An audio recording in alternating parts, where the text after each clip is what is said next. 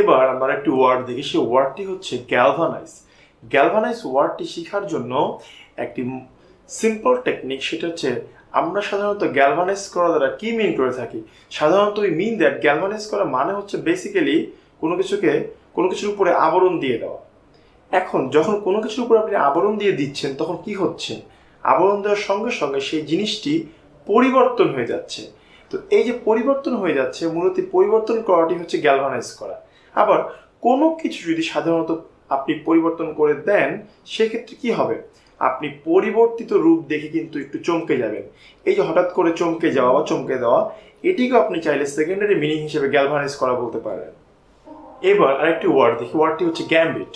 Gambit ওয়ার্ডটিকে মনে রাখার জন্য খুব মজার একটি বিষয় হচ্ছে, আপনি এর সাথে মিলে যায় একটি ওয়ার্ড নিতে পারেন ইন্ডিয়ান খেলোয়াড়ের নাম, ওনার নাম হচ্ছে গৌতম গম্ভীর। গ্যাম্বিট থেকে গম্ভীর। এবার দেখুন গৌতম গম্ভীর কে ছিলেন। গৌতম গম্ভীর ছিলেন বেসিক্যালি ইন্ডিয়ান টিমের ওপেনিং ব্যাটসম্যান, অর্থাৎ যিনি প্রথম বল খেলার জন্য নামতেন। এই যে এই প্রথম ওয়ার্ডটির সাথে মূলত হচ্ছে গ্যাম্বিট ওয়ার্ডটির একটি সম্পর্ক আছে। মূলত গ্যাম্বিট দ্বারা বোঝানো হয়ে থাকে দাবা খেলার প্রথম চালকে, অর্থাৎ গ্যাম্বিট শব্দের প্রথম মানে প্রাইমারি মিনিংটি হচ্ছে দাবা খেলার প্রথম চাল। এছাড়াও গ্যাম্বিটের একটি স্পেশাল মিনিং আছে, যেটিকে আমরা সেকেন্ডারি মিনিং বলবো। সেটি হচ্ছে গ্যাম্বিট দ্বারা এক ধরনের অতি চালাক কোনো পরিকল্পনাকে বোঝানো হয়, যেখানে কিনা প্রাথমিকভাবে নিজের লস দেখানোর মাধ্যমে পরবর্তীতে সেখান থেকে খুব বেশি পরিমাণ লাভ উঠানো যায়। অর্থাৎ দাবা খেলতে বসে আপনি একটি সৈন্যকে যদি খুব সহজে এগিয়ে দেন, অপর পক্ষ সেটিকে খেয়ে ফেলার জন্য, কিন্তু পরবর্তীতে আপনার খুব ভালো লাভ হবে, সেই ধরনের প্ল্যানকে আমরা সাধারণত গ্যাম্বিট বলতে পারি। এবার আমরা একটি ওয়ার্ড শিখব, ওয়ার্ডটি হচ্ছে গ্যামট। গ্যামট ওয়ার্ডটি সাধারণত সঙ্গীতের সাথে জড়িত। মধ্যযুগে প্রথম শব্দটি প্রচলিত হয়েছিল, তখন এটি দ্বারা সবচেয়ে নিচের নোট জি কে বোঝানো হতো, আর জি কে সাধারণত গ্রিক ভাষায় বলা হতো গামা। সেই গামা থেকে মূলত গ্যামট এই ওয়ার্ডটি এসেছে। পরবর্তীতে এটি দ্বারা কোনো মিউজিক্যাল ইনস্ট্রুমেন্টের সম্পূর্ণ স্কেলকে বোঝানো হতো, আর সেকেন্ডারি মিনিং হিসেবে সাধারণত কোনো কিছু সম্পূর্ণ রেঞ্জ বা সীমাকে বোঝানো হতো।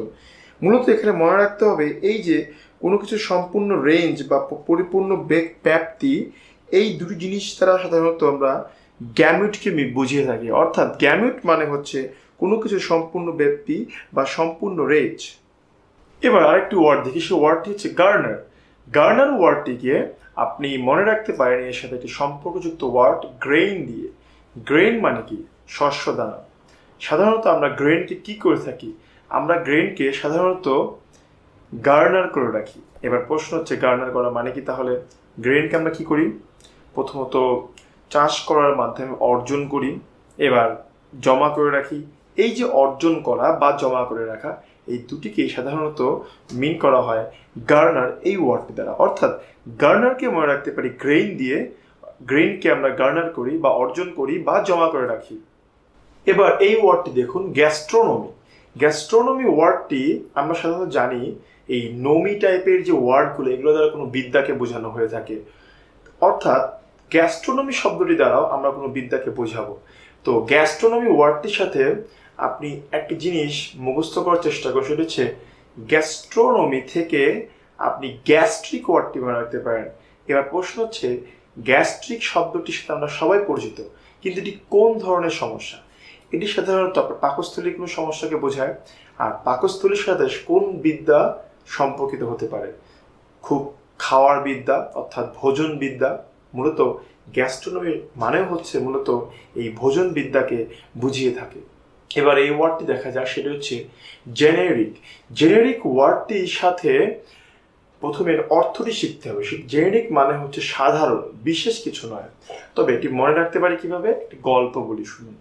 আপনি বিভিন্ন ব্র্যান্ডের ওষুধ খেয়ে থাকবেন, যেমন ধরুন নাপা, একটি টাইপস অফ মেডিসিন।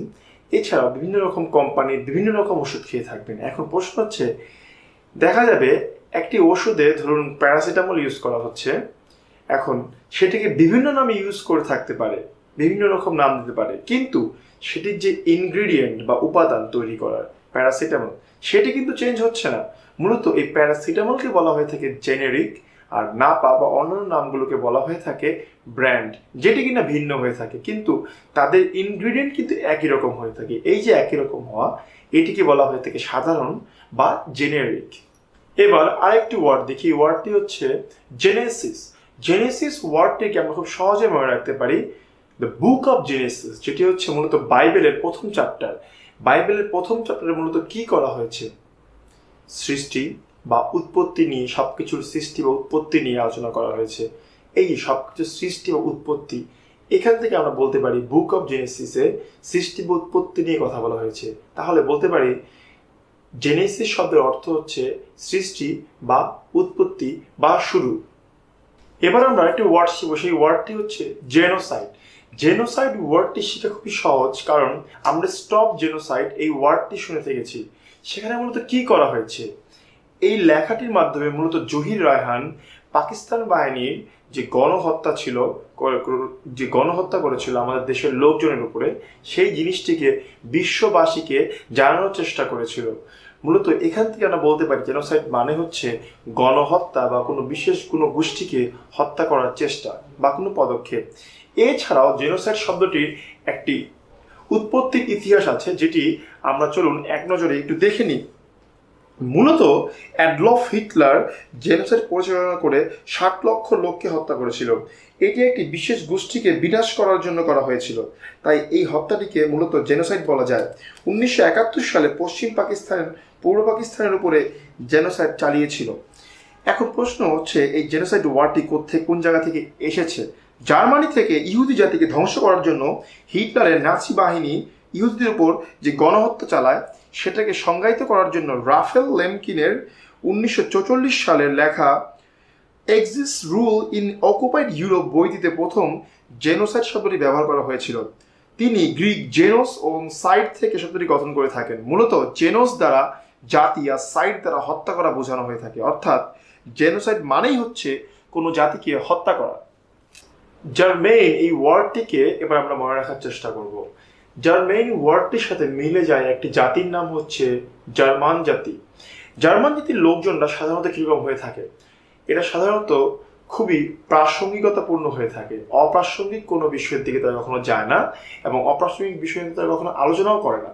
এই যে তাদের প্রাসঙ্গিকতার প্রতি টান, এই প্রাসঙ্গিকতা বা প্রাসঙ্গিক শব্দের ইংলিশ অর্থ হচ্ছে জার্মেইন, অর্থাৎ জার্মেন মানে হচ্ছে মূলত প্রাসঙ্গিক বা প্রয়োজনীয় বা সম্পর্কিত। এবার আমরা একটি ওয়ার্ড শিখব, সেটা হচ্ছে গ্যাস্টলি। গ্যাস্টলি ওয়ার্ডটিকে আমরা মিলাতে পারি গোস্টলি এই ওয়ার্ডটির সাথে। গোস্টলি দ্বারা আমরা সাধারণত কি মিন করে থাকি? ভৌতিক। এবার বলতে পারি যে গোস্টলি জিনিস খুব গাস্টলি হয়ে থাকে, অর্থাৎ ভৌতিক জিনিস কি হয়ে থাকে? ভীতিকর হয়ে থাকে।